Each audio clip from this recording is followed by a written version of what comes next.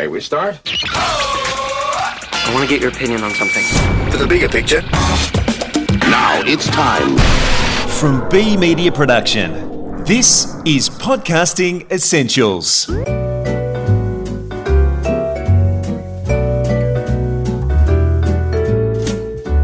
Hi, and welcome to episode 10 of season 3.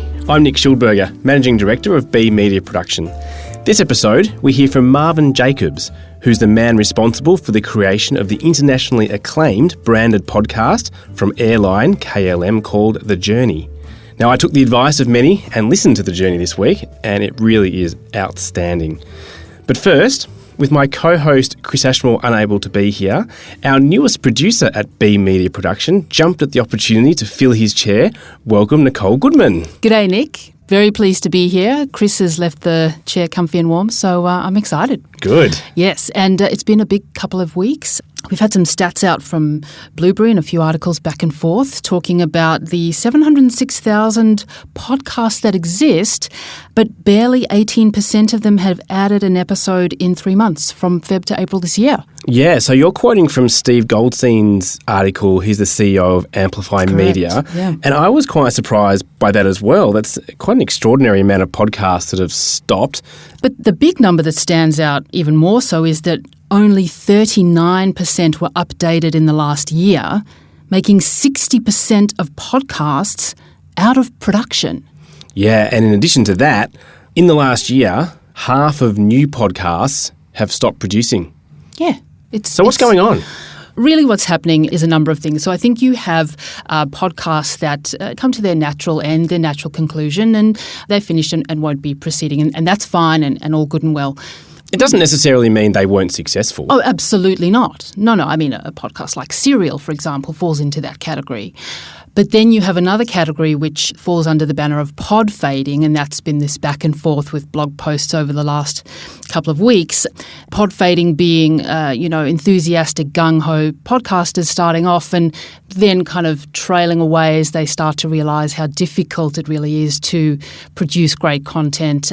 Yeah, we've talked about pod fading here before. I think that the average number of episodes of a new corporate podcast at one stage was 8 episodes, and that's where the sort of the pod fade terminology came from. But I saw that Tom Webster from Edison has jumped out and said we should be careful using the phrase pod fading because it can be a bit derogatory. And I can see where he's coming from, because just because you stop a podcast after 8 episodes doesn't necessarily mean you ran out of steam, like you were saying before. There could be other reasons why you've stopped. Absolutely, 100%. I think what gets people involved initially is that, that low barrier to entry. It's a hot space at the moment. Everyone wants to get in. But it's just not as simple as saying, build it and they will come. It is hard, A, to produce great content, and B, to create the audience. It's really, really tough. Yes, well, just last episode, the ABC's Kelly Reardon said that getting to the point of publishing your podcast is, in her view, only about 50% of the job. The other 50% is amplifying and marketing and growing an audience. And I think that's something that people underestimate when they start the podcasting process. Yes, there's the difficulty of just producing it, but then there's the promoting it as well. So Definitely. It does take resources. It does. It's the shiny, sparkly, fun stuff up front, but people forget or don't realise what's actually involved in the back end. But we're here to be positive about podcasting. We are. So what's your take on all this? Look, I think podcasting it's a big creative jumble at the moment, and it's exciting and everyone's excited. We're excited.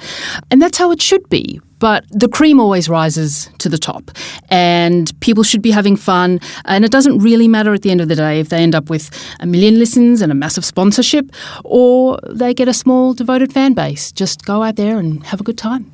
It comes back to your strategy as well. It comes back to your strategy, absolutely. Now, just before we move on to The Journey, an announcement from Wondery. Yes, big announcement. Wondery have raised $10 million in a Series B round. Really exciting news coming out from them. They're going to be using it to develop their IP, more content acquisition, technology investment, and global growth to get content from around the world. Fantastic. More good shows coming from Wondery. I'm a big fan of Business Wars, as we've spoken about. I know you're a big fan of the Business Wars. All of them. You're a big fan of the Shrink Next Door, which you got me onto. Yeah, love it. Great shows. Looking forward to more from them. Yep. So now, Chris isn't in the studio, but we're going to hear from him shortly because he's come good on his promise from last episode to interview Marvin Jacobs, who took his love of storytelling and the podcast medium to pitch the concept of a podcast to Royal Dutch Airlines KLM. Now, the result, as we've already said, is the highly successful branded podcast, The Journey, which is recently into its second season. Marvin Jacobs is the Creative Director of Airborne, an audio agency in the Netherlands that works with a growing list of large brands to help them find their own sound. We'll hear more about that shortly, and connect them with the right audiences by making content that matters. So here's Chris Ashmore with Marvin Jacobs. Well, Marvin Jacobs, firstly, thanks for joining us. I suppose the first question is, where did the idea for The Journey come from? I think when I go back to the very early beginning of this idea, it started in my car during my daily commute to work. I have to drive every day 2 hours, and to make that trip less boring, I was very happy to discover that there was something like a podcast. So in 2014, when the show Serial was launched, I think that's the starting point for a lot of podcast enthusiasts these days. But it was also my starting point. I started listening a lot to podcasts. It was the start of Gimlet and with their popular show Startup. So I started listening a lot. And at that point, I was working for a creative digital agency. And we make a lot of content strategies and for big brands. So we make a lot of branded content. And one of our long-time clients is KLM Royal Dutch Airlines. We make an online magazine for them that inspires their clients to go on a trip. So I started thinking while listening to those podcasts, could this be something interesting for brands to use in their communication? So I dropped that idea once to the CMO of KLM, and she was very curious about this because she thought that podcast was some geeky kind of medium, somewhere in a dark corner of the internet. But she was curious and she invited us to come over to the KLM headquarters and just to talk a little bit more about it. So I brought a lot of graphs with me and show how much the medium was growing in the US, especially at that point. And she thought, well, okay, maybe this could be something for us as a brand. So she said, okay, just find out what kind of format could be interesting for KLM and come back in a month. So we started brainstorming here at our agency. We did a lot of exploring, just checking out other branded podcasts and, what shows are popular and what worked and what did not work, in our opinion. So after months, I think we had something like 20 formats. And one of those formats was The Journey. And that was actually the starting point for our our journey in this new field of podcasting. So you hadn't done any podcasts before? No, this was my very first podcast. So my only experience was a few hundred hours of listening experience, but I did not have made a podcast myself before. No, that's incredible. And so when you were having discussions with KLM about the podcast and producing it, what were their expectations? Did they have a particular goal in mind? Well, the most important goal is that they always want to experiment and do new things. Their pioneering spirit that is quite anchored in their brand values. So they always want to be a front runner in every field, so also in online communication.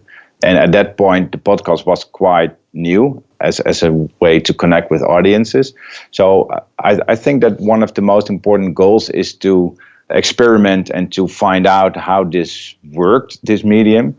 And of course, there were some other goals like increasing the brand visibility, increasing the brand preference in certain markets, all that kind of stuff. But, I think that the most important thing is to find out how this new medium worked for them.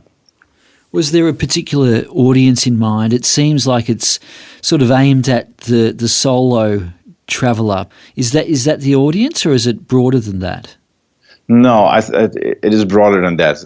It is for existing KLM passengers, but also for potential ones. I think it is for quite a broad audience. So they have certain markets in mind, special focus markets, because KLM is a quite known brand here in the Netherlands and in Europe. But if you go to the US or to Latin America, their familiarity is much smaller. So they want to increase their brand visibility over there in those markets. And that could be any traveler, actually. Yeah. The stories in the journey are incredible. It's amazing that you were able to find people with such incredible stories, heart-wrenching stories. How did you find the people who were open enough to talk about their experiences?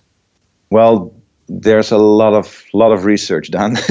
I think we work with a team of 4 or 5 researchers, and they were scanning old newspaper archives, the internet, of course, social media. So they tried to find interesting stories. In total, I saw something like 150 stories in total. So we have to make, really hard decisions which stories are interesting enough and which aren't.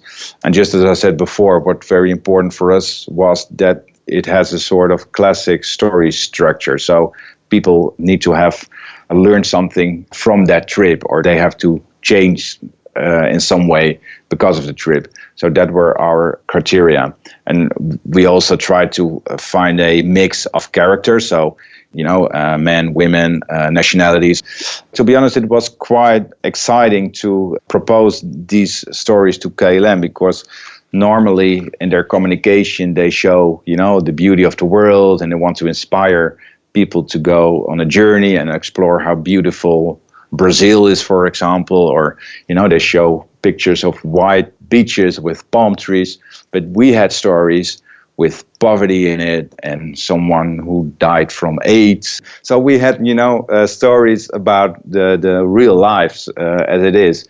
But I was amazed actually by KLM, and because they understood completely that if you want to tell real stories in a podcast, you cannot only show the sunny side of life. You also have to be honest and, show that there's another side in life too, and that sometimes it can be a bit darker than what they normally show in their communication.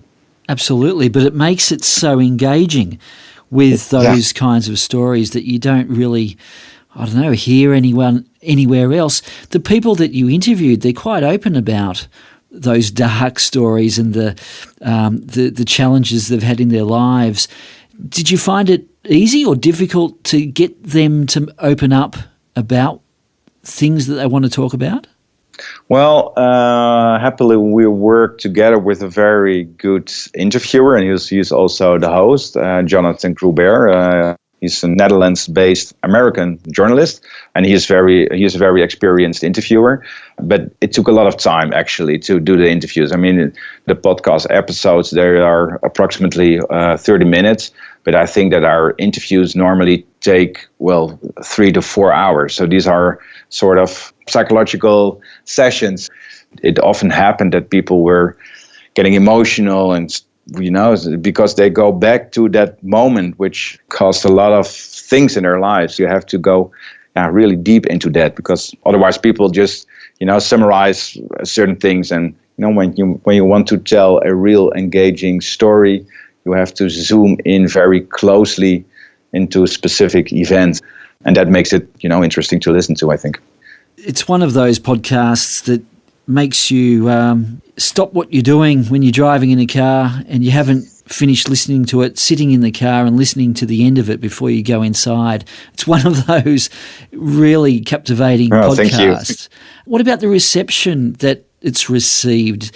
Has KLM, have they been quite happy with the results of the podcast? Yeah, absolutely. They were very happy, because they want to show that they are pioneering and that they are pushing the boundaries in every field of what they're doing. And we had a lot of free publicity worldwide. I think we had 120, 140 articles in industry media worldwide. So, we were all on blogs in Japan and Latin America and wherever. And it was all about this podcast. So that was really good for them. And the other thing is that we had a lot of awards. So we had a Red Dot Design Award, we had 3 Lovey Awards, we were nominated for a Webby Award, and we had some local awards. So yeah, they were absolutely very happy about it. And we also, before we started, we set us a few KPIs, based on expected number of downloads and the consumption rate. So how many percentage of an episode is listened to on average, the number of subscribers, all that kind of things. And we, exceeded all those KPIs and sometimes even doubled it. So we're very happy with it. And for that reason, we're now releasing our second season. So I think that's a very positive sign from KLM. The journey, it's your big breakout hit, of course, but it's not all you do, is it? Could you tell me a little bit about Airborne, the company that you've founded, and other projects that you're doing? Yeah, sure. We are a audio agency, and there are 3 things we are focusing on. One is, of course, the branded podcast. The other thing is audio branding, and the third thing is voice-driven content. So that is content which can be accessed through a smart speaker, for example. Well, if we look at audio branding, what is that exactly? And should companies be thinking about that? Well, when we explain audio branding, we also compare it to a visual brand guide. Every brand has a visual brand guide. So what colors are you using? What is the font? What are the colors? All that kind of stuff. But most brands do not have an audio guideline. And we think that is very important because audio is becoming more a touch point in the communication between brands and audiences. And what we do is to develop guidelines. So how to use audio in every touch point a brand has with its customers. It could be the music used in a commercial, but also the sound UX in an app, for example, but also the voice you hear in a smart speaker. So we think it's important that all those sounds are recognizable and are part of one big family, so to say. Indeed. If we look at smart speakers, how can a brand use a smart speaker as a form of, advertising or marketing? If you want to make something that is relevant for users, you have to make something that is that adds value in some way. So you can think of some inspirational kind of content or very functional content, but it has to add something valuable to the lives of consumers. I think that's the most important thing. And when you just pushing advertisement, no one is going to listen to that. So we do not believe in that model. So what we are trying to do, just as we did with the journey, is to tell interesting stories or give relevant information at a relevant moment. Now, for other brands that are listening to this, do you have 3 tips on how to create an engaging podcast?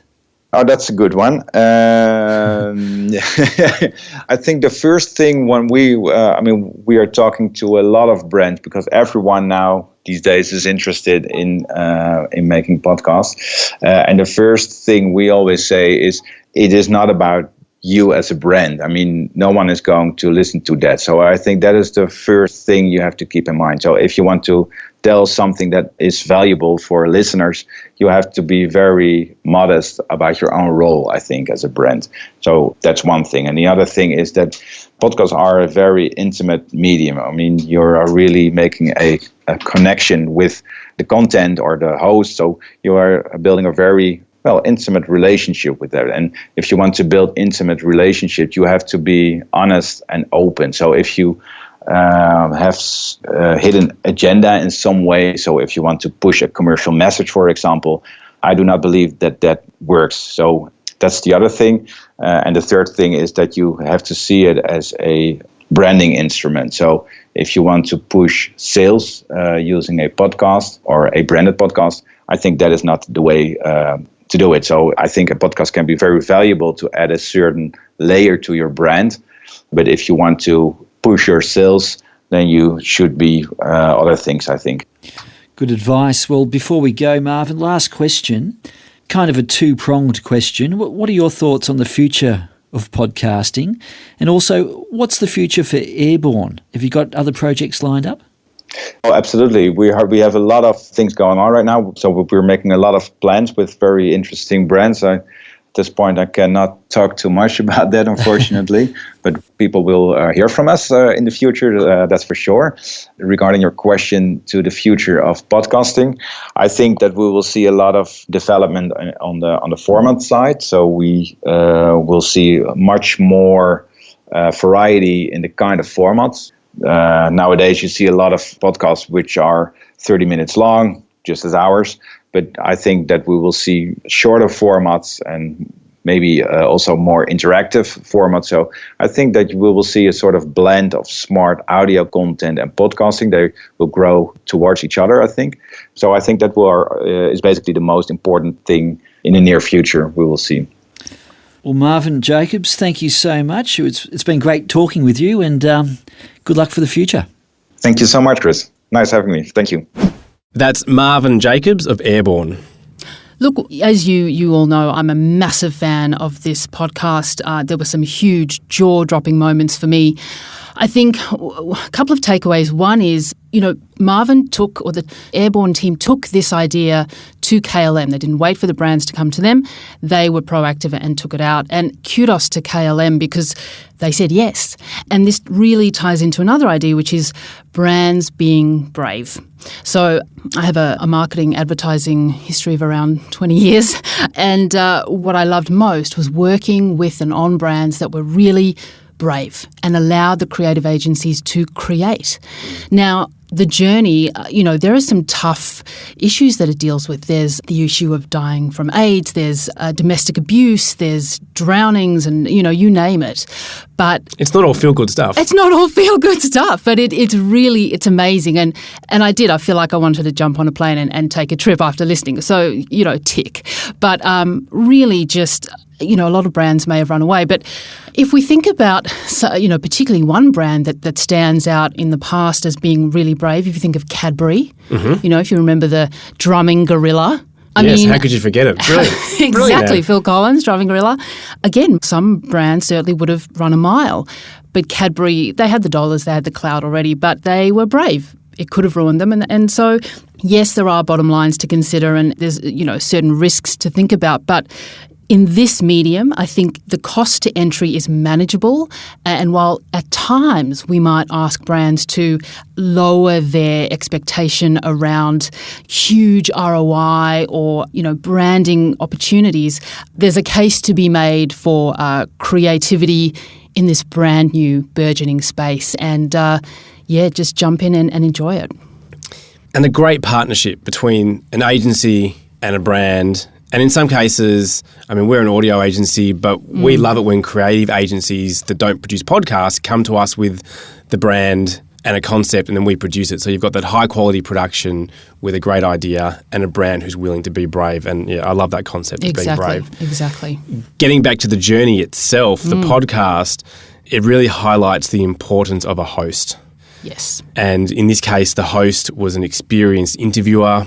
Those recordings went for 3 or 4 hours, those interviews. Yeah. But to get those stories out in the way that he did and then to be able to edit it down to a succinct 25, 30-minute episode. Amazing. That takes a lot of skill that unless you're doing it and you understand it, you don't get it. Blows my mind, really. Yeah, they did an extraordinary job. And to research 150 different stories, again, so this is the resources that happen in the background that you don't necessarily understand when you're producing a really high-quality podcast. But to research 150 stories, to only do 6 in the first series, it shows the understanding they had of not all stories are going to convert to audio.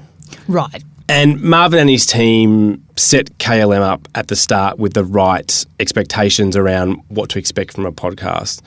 And they've done the promotion perfectly to have so many articles written, and then that's then spun off into awards, and just fantastic work. And not every podcast, that's the cherry on the top, not every podcast can achieve that. No. But there's nothing stopping you from producing a really good podcast. And if you do, you will get an audience if you promote it properly. Absolutely. And while we say that podcasts aren't necessarily going to drive revenue or drive ROI off the bat. What they do is increase awareness. They build brand loyalty. The trust that it invokes is fantastic, and it galvanizes your audience. It reaches them and touches them in places that you otherwise might not get them. And it's the only medium where people can really be doing multiple things at the same time whilst they are intimately listening to something that you are producing as a brand. Yeah, absolutely. Now, Airborne, the audio agency, not dissimilar to us here as an audio agency, Marvin talked about one of the things they do is audio branding. Now, here on this podcast, we talked a lot about audio strategies last year, and we deliberately haven't talked about audio branding too much, but it is something that is really important. And for those of you who don't really know what we're talking about, audio branding, let me just play a little grab here. Tell me if you recognise this, Nicole. Tingles. Intel. There you go. It's Intel? Yeah, Intel. Wow. What was that 3 seconds of sound and you bang, Intel. Got it. Yep. That's audio branding right there. That's it. So similar to, how brands would produce a design guideline or brand guidelines from a design perspective, this is really honing in on what does your brand sound like? The other dimension of what your brand is. So if you have an app, what do the sounds in your app sound like? What do your jingles or your commercials sound like? What is the voice in your podcast or across a smart speaker? What does it sound like? Is it a male voice? Is it a female voice? Is there an accent? Is there no accent? The Because tone, these decisions when you're producing audio, whether it be for a podcast or for a smart speaker or whatever it is, you might just think, oh, well, this is just the first episode of a pilot. But that's a sound that could be out there forever. Exactly. It'll follow you. It follows you like a good smell and a bad smell. Or a good logo or a bad logo. Or correct. A good font or a bad font. Exactly. So just as you put the time and effort into developing your font guidelines and your colours and your... Think about how you sound. Think about how you sound. Exactly. Well, I think that's a great note to end on. Thanks, Nicole, for filling in today. Thanks so much for having me. It won't be the last time, I promise. I hope not. For more about us and how we can help you use audio content to build engagement, go to be.com.au. From all of us at B Media Production, thanks so much for listening.